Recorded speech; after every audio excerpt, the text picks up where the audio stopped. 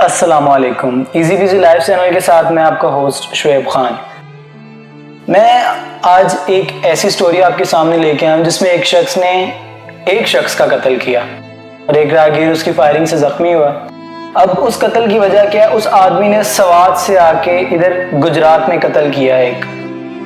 अब एक anchor person या आप रिपोर्टर कह लें या एक चैनल की होस्ट कह लें, एक प्रोग्राम को होस्ट कर रही हैं, वो जा रही हैं उसका इंटरव्यू लेने, तो उसे जाके तलकीन कर रही हैं कि तुम जालिम हो, तुम जालिमों की लिस्ट में हो, तुमने जुल्म किया, तुमने गलत किया, तुम्हें सब्र करना चाहिए था, तुम्हें ऐसे तुम्हें वैसे। ये डिफरेंट रीजन जो मैं आपको बता रहा हूँ वो उसे पेश कर रही थी। उनका उस बंदे से बात करने का तरीका ये है कि आप ऐसा समझेंगे कि वो वाकई कुछ सफाक दरिंदा और जालिम है जिसने जुल्म किया आगे। लेकिन मैं आपको उसका पस मंज़र बताता हूँ। सबसे पहले आप थोड़ा सा उन मोहतरमा की ये बातें थोड़ी सी मुलाजा फरमाएं। जी हमने तो गलत काम नहीं किया, जो अल्लाह फरमाते अल्लाह का रसूल फरमाते हमने तुमने गलत नहीं किया। मैं तो इसमें मुतमईन हूँ। किसी आलिम से पूछ ले, किसी मुफ्ती से पूछ ले। तौबा अस्तगफिरुल्लाह, तुम कहते हो मैंने कत्ल करके कोई कत्ल नहीं किया, मैंने इंतकाम लिया। इंतकाम भी हमारे नबी सल्लल्लाहु अलैहि वसल्लम ने इंतकाम लेने को बुरा कहा है। उन्होंने जिन्होंने उन पर पत्थर बरसाए उन्होंने उनको कुछ नहीं कहा। जिन्होंने उनके चचा का कलेजा चबाया उन्होंने उनको माफ कर दिया। उन्हें माफ किया, फिर कहा कि मेरे आगे नहीं बैठना। तो तुम लोग भी माफ करके यही कहते हैं। ये तो हमने कह दिया था मन से निकल जाओ, फिर क्यों बैठे गाँव में? तो अल्लाह पे सब्र करते। अभी मेरी बात सुनो, अल्लाह पे सब्र करते। तुम अभी मेरे पास आई, मैं मजलूम हूँ। उस वक्त तुम कहाँ थी? उस वक्त जो मुझ पे जुल्म हुआ, मेरे घर पे 7 आदमी मरे, तुम कहाँ थे? 2007 में तो मैं खुद पढ़ती थी। तुम पढ़ती थी और थे ना, और टीवी वाले कहाँ थे? अच्छा, कोई नहीं आया था? मेरी माँ रो कर अभी इसके बाद सफेद हो गया। हो सकता है तो नहीं आया, कोई आया। अभी तुम मेरे पास आए। अच्छा, क्योंकि अभी तुम मेरी माँ का बाल सफेद हो गया, मेरा भाई घर से निकल गया, उसके जनाजे निकल गया, मेरा बाप कब्र में उसका जो है चला गया। किसी ने पूछा? मेरे घर का खर्चे का पूछा? मेरी भाभी घर से निकल गए, उनका खर्चे का कोई पूछा? हम छोटे छोटे थे। तुमने हुकूमत को कोई मैं उस वक्त थी नहीं। 2007 की तेरी बहुत पुरानी निकली है। तुमको 100 साल पहले तुमने आगे नहीं पूछा, मैं 100 साल पहले आगे पूछती। तो तुम्हारा चैनल तो था ना? मेरा चैनल भी उस वक्त नहीं था, 2015 में आया। ये बात है। तो तुमने पूछा, मजलूम का पूछा? हुकूमत हमारा कहाँ के मजलूम हो इस वक्त? तुम जालिम बन खड़े हो।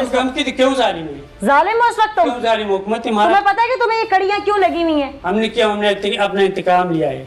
इंतकाम के बाद अब जो तुम भुगत रहे हो इसको अल्लाह की सजा समझो। अल्लाह की सजा नहीं है, अल्लाह पे पूरा भरोसा है। अल्लाह पाक ने जो कहा हमने गलत नहीं किया, हमने बेगुनाह किसी को नहीं। तुम्हारी तरह हर कोई इंतकाम लेने चल पड़े तो फिर ये थाने कचहरियां बंद हो जाने चाहिए। मेरी बात सुनो, अभी तुम अपनी बात कर रहे, हुकूमत में इंसाफ होता है तो हुकूमत के मेरी बात तो सुनो ना। वजीर आजम के पास जाते। वजीर आजम के पास भी कौन जाता है? सवाब से पाकिस्तान तहरीक इंसाफ का नुमाइंदा इलेक्ट हुआ है ना, उसके पास जाते। अभी तुम मुझे ले जाओ ना वजीर आजम के पास। मैं लेके जाऊंगी। मार लिया उसके बाद? मुझे कौन ले जाता है? मार लिया उसके बाद? किसके बाद? जब तुमने कत्ल कर लिया उसके बाद मेरे कितने आदमी मारे? तुम उस वक्त कहाँ पूछा? मैं तुम्हें वही तो बता रही हूँ कि तुम कौन सा वजीर आजम हाउस तक चले गए, आईजी पंजाब तक चले गए। जहाँ भी जाते मेरी बात सुनो। तुम अपनी बात करते, हम अपनी बात सुनते। गरीब आदमी का सुनने वाला कोई नहीं। अब सुन रही हूँ ना मैं। गरीब आदमी का सुनता, अब उसी तरह उसकी फैमिली भी रो रही होगी। सुनो, गरीब आदमी का कोई सुनता तो ये कत्ल नहीं होता, ये दुश्मनियां नहीं होती। अब ये दुश्मनी तुम्हारे बेटे तक चलेगी, तुम्हारे पोते तक चलेगी, कौन रोकेगा इसे? ये उस दिन हम पर दुश्मनी आई जिस दिन हमारा बाप मरा है। तुमने दुश्मनी को बढ़ा दिया ना? हमने नहीं बढ़ाया, हुकूमत ने बढ़ाया। हुकूमत ने इनका फांसी कर दिया होता तो आज हम क्यों हथकड़ियां में? पसंद है तुमको? तुमने एफआईआर नहीं करवाई थी उस वक्त? बड़ी एफआईआर देखो तो फिर ये तुमने परसू नहीं किया होगा केस को? परसू क्यों नहीं किया? उन्होंने पैसा भर दिया। पैसा जानते है तुम तो? एफआईआर को पहले देखो, तुमको समझ आएगी। अच्छा, अब तुमने उनके घर का जो एक फर्द मार दिया है, कसूर किसका था? चलो पहल उनकी थी ना। उनका कसूर तुम अल्लाह ताला ने मानते कहा नहीं ना कि मैं सब्र करने वालों के साथ हूँ। मेरी बात सुनो, उनका कसूर तुम मानते? मानती हूँ, बिल्कुल मानती हूँ। जुल्म किया कि नहीं? बिल्कुल मानती हूँ। क्या जुल्म किया? जुल्म किया। तुम लोगों के साथ जो कुछ हुआ जुल्म किया, लेकिन उसका बदला ये करना जरूरी था। एक आदमी जुल्म, तुम्हारे इलाकों में भी ऐसा काम होता नहीं होता?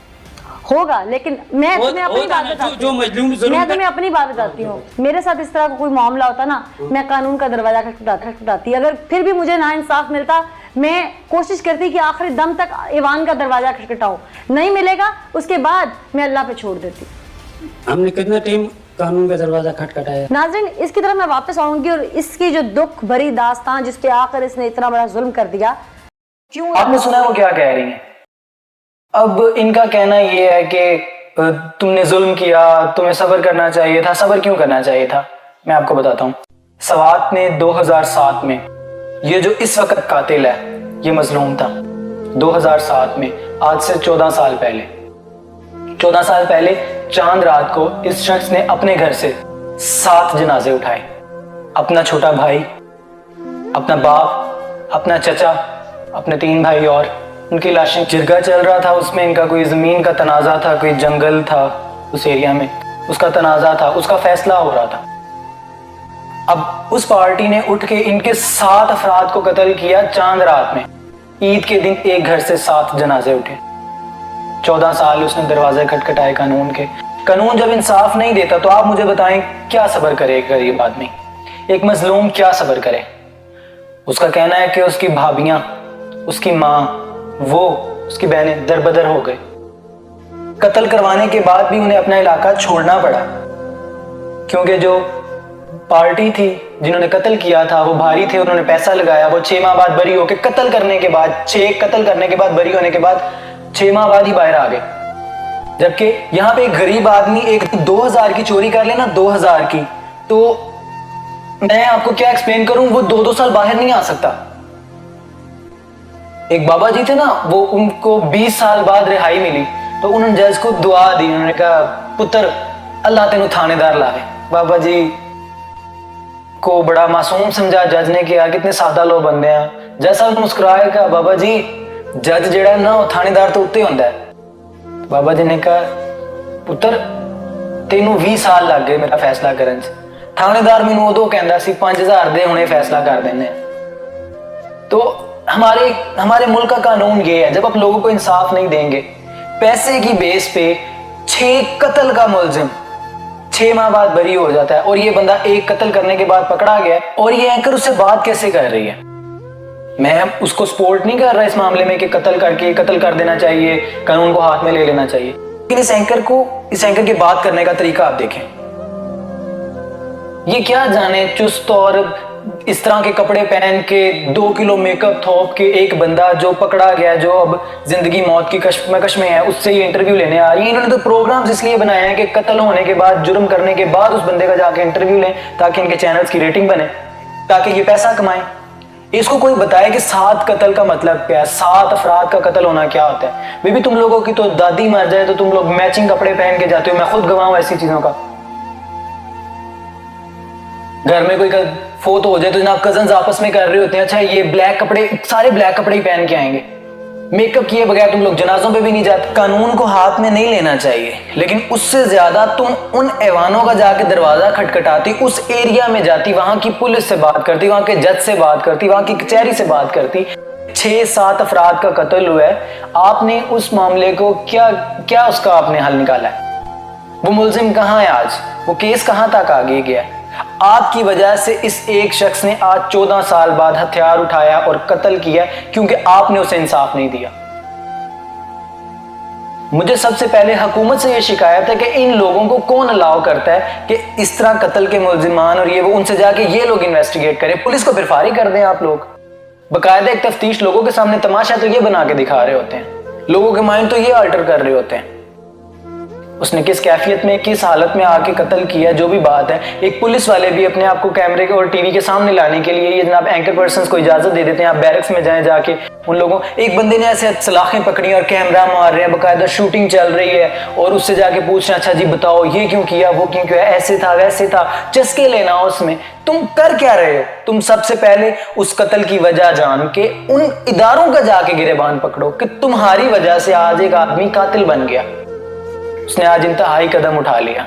इसकी क्या रीजन है?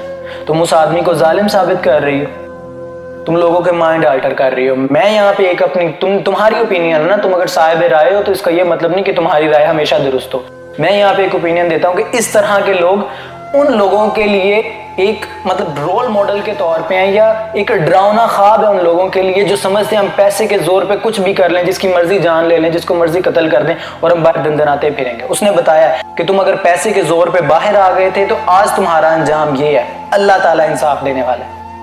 तुम अगर इस गरीब को आज जालिम साबित कर रही हो और उसे सब्र करने की तलकीन कर रही हो, तो मुझे बताओ कि जो 7 कत्ल करके आजाद दंदनाते फिर रहे हैं उनको शह दे रही हो, उनकी मां पे इंटरव्यू कर रही हो, तुम्हें आज ये मजलूम नजर आ रहा है और वो तुम्हें बार बार कह रहा है कि तब मेरे पास कोई क्यों नहीं आया, जब मेरे घर के 7 लोग कत्ल हुए तब कहां थे सब, तब मुझसे क्यों नहीं पूछा गया, तब मेरी आवाज किसी ने क्यों नहीं उठाई, तब आके उन लोगों को जालिम क्यों नहीं कहा गया, मुझे इंसाफ क्यों नहीं दिलाया गया। आज मैं 14 साल बाद मजबूर हुआ हूं, क्यों हुआ हूं, ये कत्ल क्यों किया मैंने, इसका सवाल इस सवाल का जवाब अपने इदारों से जाके लो। और तुम आगे से कह रही हो मैं तो तब खुद बच्ची थी, मैं तो तब थी भी नहीं, मैं क्यों जवाब दूं। अगर तुम उसे जवाब नहीं दे रही इस बात का तो तुम उससे सवाल क्यों कर रही हो, तुम कौन होती हो उससे सवाल करने वाली। जब वो तुमसे पूछ रहे कि मेरे पास तब कोई क्यों नहीं आया, तुम्हें इतनी सेंस भी नहीं है कि वो मीडिया सारा कुछ, ये चाम, रेटिंग, पैसा, ये सारा कुछ यही नहीं है। लोगों के जज्बात से टीआरपी ना लें, टीआरपी और बहुत चीजों से आ सकती है। अपने रवैये को दुरुस्त करें। अगर आप एक एंकर हैं, अगर आप एक स्पोक पर्सन है किसी चैनल के लिहाज से, अगर आप मीडिया में हैं तो अपने रवैये को दुरुस्त करें। आपको शायद अंदाजा ही नहीं है कि आप बात किस तरह कर रही हैं। Who the hell are you कि आप उससे इस तरह बदतमीजी से पेश हैं। Even he is culprit. Who are you? एक माइक पकड़ के जाके कुछ भी बोलेंगी आप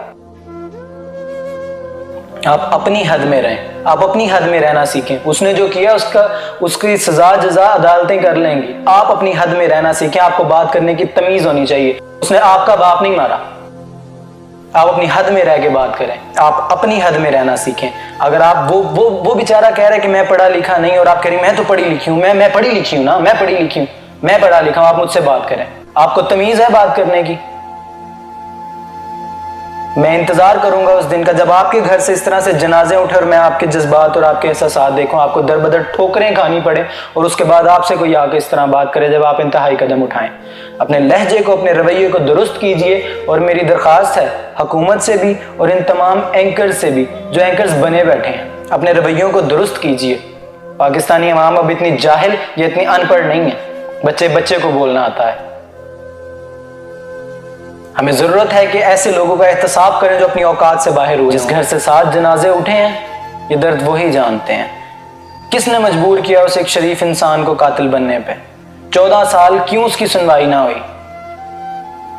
तब आप बच्ची थी, फिर आज आप सवाल ना कीजिए। तुमने हुकूमत को कोई मैं उस वक्त थी ही नहीं, 2007 से बहुत पुरानी है। तुमको 100 साल पहले तुमने आगे नहीं पूछा, मैं 100 साल पहले आगे पूछती। आपको इतनी सेंस ही नहीं है कि वो मीडिया की बात कर रहे कि तब मेरे पास कोई क्यों नहीं आया, तब मुझसे क्यों नहीं आके किसी ने पूछा कि तुम्हारे घर से ये लाशें उठी हैं, तुम्हारा क्या बन रहा है, तुम किस तरह से जिंदगी गुजार रहे हो। अगला पहले अजियत से गुजर रहा है, वो एक कातिल बन गया। उसने आपसे सवाल किया कि क्या ये हथकड़ियां तुम्हें अच्छी लगती हैं?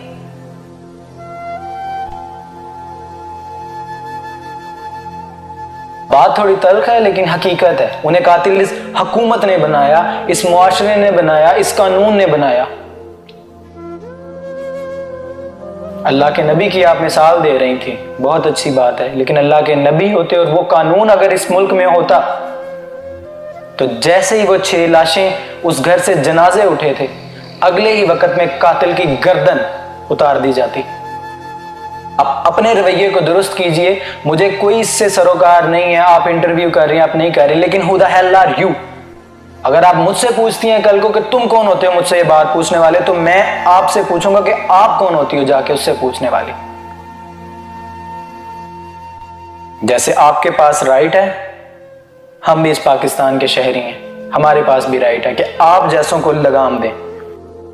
मेरी आप सबसे गुजारिश है कि कमेंट सेक्शंस में अपनी राय का इजहार जरूर कीजिएगा। आया कि मेरे अल्फाज सख्त थे, मानता हूं कुछ न कुछ सख्त बोल गया हूं मैं, लेकिन दुख होता है ऐसे लोगों को देखकर। कमेंट सेक्शन में अपनी राय का इजहार जरूर कीजिएगा कि हमें ऐसे लोगों और ऐसे एंकर्स के साथ क्या करना चाहिए, हुकूमत की क्या स्ट्रेटेजी होनी चाहिए, और ऐसे शरीफ और मजबूर और गरीब लोग जो पैसे के जोर पे अपने फैसले नहीं करवा सकते, उनकी सुनवाई कौन करेगा। हुकूमत वक्त को चाहिए कि वो सबके लिए एक ही कानून बनाए और वो हो अल्लाह का कानून। अपना बहुत सारा ख्याल रखिएगा। मुल्क पाकिस्तान अल्लाह की नेमत है, इससे प्यार कीजिए और इसको अल्लाह के असूलों पर चलाइए। आप सबसे ये रिक्वेस्ट की जाती है कि अगर आप पे कोई जुल्म या आपसे कोई ज्यादती की जाती है तो कानून का दरवाज़ा खटखटाते रहिए। इतने एजुकेटेड हो जाइए कि आपको पता हो मैंने चीज़ों को टैकल कैसे करना है। इतने एजुकेटेड हो जाइए कि इन ओहदों पर आप आए जहां पे फैसले बिकते हैं, वहां से आप इंसाफ और अदल की रवाज और अदल की रवायत को कायम करें। अपना बहुत सारा ख्याल रखिएगा।